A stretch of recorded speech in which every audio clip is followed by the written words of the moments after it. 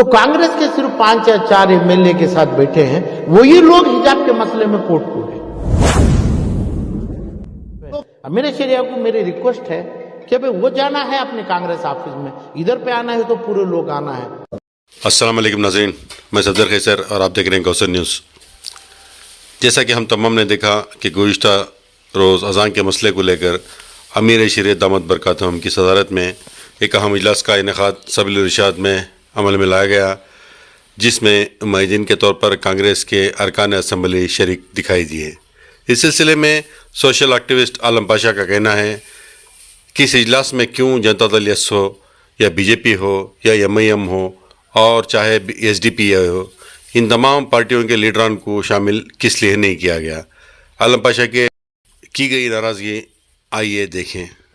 हिजाब के मसले पे हिजाब के एक मसले से कई जवाब मिल गए कि भाई पूरी औरत करना हिंदू मुसलमानों की, हिंदुस्तान की तमाम औरत के ऊपर कई फैसले, कई अहम सवाल के ऊपर कोर्ट, ऑनरेबल रेस्पेक्टेड कोर्ट्स खड़ा है।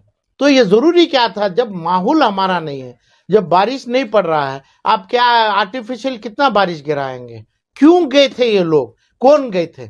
तो ये लोग गए थे जो लोग कल यानी 12-14 तारीख को कल अजान के ऊपर जो हमारा अमीर शरिया के साथ बैठे हैं तमाम लोग, तो कांग्रेस के सिर्फ 5 या 4 एमएलए के साथ बैठे हैं, वही लोग हिजाब के मसले में कोर्ट को गए। तो आप लोग ये ऐसे मसले में जब गए, आज की आपके लोगों के सामने नहीं कई मसलों के ऊपर जवाब तलब कर रहा हूं मैं। ये एक यतीम खाने का इलेक्शन ऐलान किए हैं और उसके ऊपर जनाब एजाज खान कोमडी है जो हमारे रोशन बेग साहब के पीए थे, उनको ऑफिसर डाले हैं।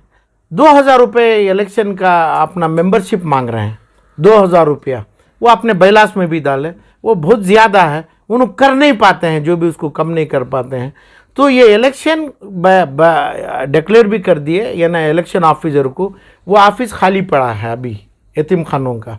अभी हमारे वो जो भी इलेक्शन ऑफिसर ऑक्यूपाई नहीं किए, बहुत कम समय दिए हैं ये मेंबर्स एनरोल करने का 2000 रुपये के साथ। वो जल्दी से जल्दी ये पैसा दे के लोग मेंबर होना चाहिए। एक लड़का इलेक्शन के बाद जो कमेटी आएगी ठीक है, यही कमेटी आना भी मैं मांग रहा हूँ। एक भी लड़का कर्नाटक में बेइल्म नहीं रहेगा, एक भी लड़की यतीम के नाम से बगैर शादी नहीं रहेगी, एक भी माँ अपने शोहर के बाद बगैर रोजी बगैर पैसों के तलब में नहीं रहेगी। पूरा एक माहौल हमारा नहीं है, जब बारिश नहीं पड़ रहा है, आप क्या आर्टिफिशियल कितना बारिश गिराएंगे? क्यों गए थे ये लोग, कौन गए थे? तो ये लोग गए थे जो लोग कल यानी 12-14 तारीख को कल अजान के ऊपर जो हमारा अमीर शरिया के साथ बैठे हैं तमाम लोग, जिसमें बीजेपी नहीं है। बीजेपी के एमएलए 240 होना चाहिए, जेडीएस के 20 या 15 जो भी हैं उन्हों भी चाहिए। तो कांग्रेस के सिर्फ 5 या 4 एमएलए के साथ बैठे हैं, वही लोग हिजाब के मसले में कोर्ट को गए। कोर्ट में मैं भी तो एप्लीकेंट हूं आपके साथ, क्योंकि तुम्हें गई करके मैं गया, मुझे डैमेज कंट्रोल करना मांगता था, इसलिए मैं भी सुप्रीम कोर्ट में बैठा हूं। जब बीजेपी के नहीं है, जो एसडीपी के नहीं है, जो एमआईएम के लीडर्स नहीं है, जो तमाम ये भी पॉलिटिकल पार्टी हैं, जेडीएस के नहीं है, आप सिर्फ कांग्रेस के लोगों को जोड़ के पूरी कर्नाटका क्यों आपका मीडिया, आपका सोशल मीडिया से ये लोगों को, हमारे उलमा हैं कि बदनाम कर रहे हैं, चाह रहे हैं। गवर्नमेंट में बीजेपी है, लोगों को छोड़ के आप कैसे अमीर शरिया की बदनामगी कर रहे हैं? क्यों तुम्हें ये कांग्रेस के 2-4-5 लोगों का बयान अमीर शरिया के शबील इरशाद में दे रहे हैं? ये आप, तो मसला ये है, ये टाइम कोर्ट को जाने का नहीं है, ये टाइम हमें किधर भी जाने का नहीं है। कोर्ट का ऑर्डर पढ़ने की क्या ज़रूरी है? वहाँ पे जाने की ज़रूरी नहीं थे, गए थे ये जो लोग बैठे थे कोर्टों में, ये ऑर्डर ला के अमीर शरिया के सामने पढ़ रहे हैं। आप लोग सोशल मीडिया के तहत कर्नाटक के हर आदमी को ये पहुँचा है, ये गलत है, ये लोगों को गलत मैसेज जाएगा। बीजेपी और आरएसएस वालों को और जेडीएस वालों को, एमआईएम वालों को, एसडीपी वालों को तौहीन है, ये तौहीन का बदला भी वो काटेंगे। दूसरी बात यह है, मुस्लिम पर्सनल लॉ बोर्ड है इंडिया का, दिल्ली में बैठे हैं, उन्होंने एक फतवे का मतलब इनकी राय लिख के पूरे मुतवाए के साथ, पूरे उलमाए के साथ साइन करके रेस्पेक्टेड सुप्रीम कोर्ट के सामने नहीं डाले। तो ये इन्हों रहना ही नहीं चाहिए। मुस्लिम पर्सनल लॉ बोर्ड और हमारे दिल्ली के चीफ इमाम क्या हुआ अहमद जो भी हैं, इनका मुकाम ही नहीं है, होना ही नहीं चाहिए। इनका एग्जिस्टेंस ही नहीं है। जो ये कोर्ट में हमारी सुप्रीम कोर्ट है, बड़ी कॉन्स्टिट्यूशनल कोर्ट है, वहाँ पे फतवा डालना था। ये फतवे में जो कर्नाटक में जो आप फूल का हार अपने आप डाल लिए, नसीर हुसैन जो भी है, नासिर हुसैन क्या भी, ये लोग पार्लियामेंट में अपना मसला फतवे का मसला देना था। किससे लेके? मुस्लिम पर्सनल लॉ बोर्ड से लेके अपने जो चीफ इमाम ऑफ दिल्ली के हैं, इमाम बुखारी जो भी है, उनका नाम बदलना है। बुखारी के कई मीनिंग होते हैं, क्योंकि बुखारी शरीफ आ जा रहा है, तो इनका नाम ज़रूर बदलना है। नाम के लायक 1% ने 0% में बैठे हैं। ये लोगों का फतवा निकाल के, फतवे का मतलब मेरे को अजान चाहिए, मेरे को हिजाब चाहिए, मेरे इस्लाम में ये है, ये मेरा मज़हब में है, फतवा पार्लियामेंट में गूंगना चाहिए, वहाँ पे साउंड देना चाहिए। नासिर हुसैन, रहमान खान और जितने भी हैं ये लोग एमपीज जो बने थे, ये लोग कहाँ गए थे? फतवा का मतलब यही होता है क्या? फतवा का मतलब एक एक्सप्लेनेशन होता है। तो 150 साल से हिंदुस्तान के अंदर माइक बना, तो 2000 साल के पहले तो माइक नहीं था। ये टेक्नोलॉजी है, यही फतवे में आएगा। हज़रत बिलाल क्या किए? तो उस टाइम पे अजान के आपने किए, माइक नहीं था। नबी के ज़माने में माइक नहीं था। यही बोलने बैठे हैं क्या तुम्हें? जो 6 MLA यही बोल रहे हैं क्या कि भाई माइक पहले भी नहीं था, आज भी नहीं था? कोर्ट भी यही बोल रही है। तुम्हारे फतवे में निकालो, तो इसके बारे में फतवे के रूप में निकाल के हम पार्लियामेंट में रखेंगे। हमने शरिया रखा क्या? और जो बुहारी साहब करना मांग रहा हूँ, पर्सनल लॉ बोर्ड का कोई मुकाम नहीं है, ऐसे काम कर रहे हैं इन्हों। ये पार्लियामेंटेरियन ले रहे हैं अपनी चेयर, कौन दे रहे हैं? मैं इसलिए राहुल गांधी को भी मैं सवाल किया था। राहुल गांधी जिसको चाहिए बी फार्म दे दे, जिसको चाहिए MP बना दिया तुम्हें। कौन मान रहा है all India personal law board को, और कौन मान रहा है? ये तो सब तमाम बताना है, तब भी आएगी अमीर शरिया की बात। तो कांग्रेस ऑफिस में जाना है अमीर शरिया, अमीर शरिया के पास जब आते हैं लोग, पूरे लोग होना चाहिए, तभी आपका मीडिया उधर जमेगा। नसीर हुसैन साहब बड़े नासे वो अच्छे MP हैं, तो ये लोग जब से आए करे क्या है? जो वक्फ बोर्ड में बन गए, वक्फ बोर्ड के आगे तो तमाम चीज़ों में है।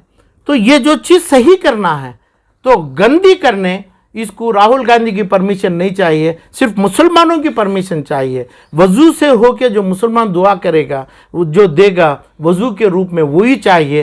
राहुल गांधी के B रिपोर्ट को अपना B फार्म को B रिपोर्ट ही डालना पड़ेगा। कर्नाटक के मुसलमान इलेक्शंस में 2 साल से, अभी आने वाले 1 साल, गली में इलेक्ट्रिसिटी से मर रहे हैं, शाक मार के मर रहे हैं, पानी नहीं सो मर रहे हैं, रस्तों में एक्सीडेंट होके मर रहे हैं। BBMP का इलेक्शन क्यों नहीं रुका है? ये MLA आदमी, हर औरत, हर मरा हुआ MLA के घर के पास भीख मांग के खड़ेगा, तुम कहाँ से देंगे? तुम्हारी जवाबदारी है क्या? जो कॉरपोरेटर, जो म्यूनिसिपल देगा, ये जवाबदारी महानगर पालिका वो एक्ट के तहत वो तमाम चीज़ वही लोग देना है। इनका राइट्स कैसे लिए तुम्हें? 2-2.5 साल से उनका राइट्स कैसा लिए आप? कुछ पूछने वाले नहीं है आपको। उसको डिवाइड कर, ये नहीं है कि भाई रुश्वतखोर थे होंगे कारपोरेटर, मगर जवाबदारी उनके ऊपर ही है। रुश्वतखोर हो तो जेल को जाएंगे, मगर जवाबदारी ये काम आप MLA क्यों कर रहे हैं? तो इलेक्शन 2023 के इलेक्शन को देख के पूरे लोग इनके पास आए, पूरे लोग इनके घर के पास जमे, पूरे लोग जो का मौता इन्हों उठाएं, जो मौत उठ रही है इसको जाएंगे उन्होंने अपना हार डालेंगे। ये उम्मीद भी बहुत गलत कर्नाटका के ऊपर जो गुजर रहा है, पूरी कर्नाटका में ये MLA जो बैठे हैं ये लोग कर रहे हैं। तो इलेक्शन भी आना चाहिए, हिजाब का मसला भी होना नहीं चाहिए था, फतवा भी निकालना चाहिए था। और ऐसे जो इलेक्शंस हैं तो आ गए, तो आप तो B रिपोर्ट B फार्म लेके आ गए। क्या आपको पता नहीं क्या कर्नाटका के आपने 2000 रुपये देंगे, 5000 रुपये देंगे? क्या आप इतनी जलील कर रहे हैं मुसलमानों को? ये दे नहीं पाते हैं। हमें ही MP है, हमें ही वक्फ बोर्ड के चेयरमैन हैं, हमें ही वक्फ बोर्ड के मेंबर हैं, हमें ही कर सकते हैं। आप लोग गरीब हैं, इतनी जिल्लत आप दे रहे हैं। तो इसलिए मैं लोगों को आज मेन मसला यही है, बोल रहा हूँ कि भाई पहले आपका जो चीज़ चाहिए आपके पास है, बेच के आप मेंबर बनिए, उसके बाद देखेंगे आपकी दुआ होगी। मेरे को मुसलमान की दुआ चाहिए। मुसलमान की बात जब करता हूँ मैं, कॉन्स्टिट्यूशन की जब बात करता हूँ, तब कॉन्स्टिट्यूशन में फतवा चलेगा, फतवे का पार्लियामेंट में चलेगा, कानून उधर से बनेगा। ये सब भी करने के लिए कोई नहीं है। और जो चिट्ठी में जो लोग इनको बना के देते हैं, देवगौड़ा लिख के देते हैं, राहुल गांधी लिख के देगा, और जो देगा वही बोल रहे हैं इन्हों। मुसलमान को जो चाहिए हिजाब और अज़ां और दूसरी तमाम रोशनी, कुरान के हद तक, हदीस के हद तक, ये तमाम टेक्नोलॉजी आपके हद तक बोलने वाले कोई नहीं है। यही चाहिए। इसके ऊपर ही कोर्ट से पहले पार्लियामेंट और असेंबली, विधानसभा, जो इब्राहिम साहब जो अभी ज़्यादा ऊंची आवाज़ में बोल रहे हैं, कभी दिन 6 साल में अपने एमएलसी होके अपने अपर हाउस में कभी नहीं बोले ये हमारा फतवा है, ये हमारी चीज़ है, ಇದು ಮಾಡ್ರಿ ನೀವು ಮಾಡೇಬೇಕ್ರಿ, ಈಗ ವೋಟ್ ಹಾಕೇಬೇಕ್ರಿ, ನಾವು CM ಆಗ್ತೀವಿ, ये बोल रहे हैं। ಇದು ಮಾಡೇಬೇಕ್ರಿ ಮುಸಲ್ಮಾನ್ಕೋಸ್ಕರ, ಇದು ನಮ್ಮ ಹದೀಸು, ಇದು ನಮ್ಮ ಕುರಾನು, ಇದು ನಮ್ಮ ಫತ್ವಾ ಅಂತ ಯಾವತ್ತೂ एक बार भी ಹೇಳಿಲ್ಲ मनसा CM इब्राहिम ಅವರು। यतीम बच्ची की शादी यतीम खाने से होगी, पैसों से, वहाँ के माल से, है ना, गरीबी में नहीं होगी। 5 लाख 10 लाख 15 लाख में होगी और बच्चा पड़ेगा और बेवा को पेंशन जाएगा यतीम खाने से इंशाल्लाह इलेक्शन के बाद या पहले। उसके लिए मेंबर्स चाहिए। ये मेंबर्स को रोका, ये उनकी तौहीन है मुसलमानों की। जो बोले 5000 बनो 10,000 बनो, वो तो कभी कुछ नहीं कर पाते अभी, क्योंकि बैला बदलाने के लिए इन्हों नहीं करते हैं। नसीर हुसैन नहीं करेगा, हमारे चेयरमैन जो क्या नाम है शाफी सादी नहीं करेंगे, कौन भी नहीं। बैला बन गया है उनका। ये बैला ये बड़े लोग मिलके बनाए हैं। ये बनाए हैं कि भाई गरीब लोग, यतीम लोग कभी भी मेंबर नहीं जाएं, हक यतीम लोगों को इधर के पैसे से ना जाएं।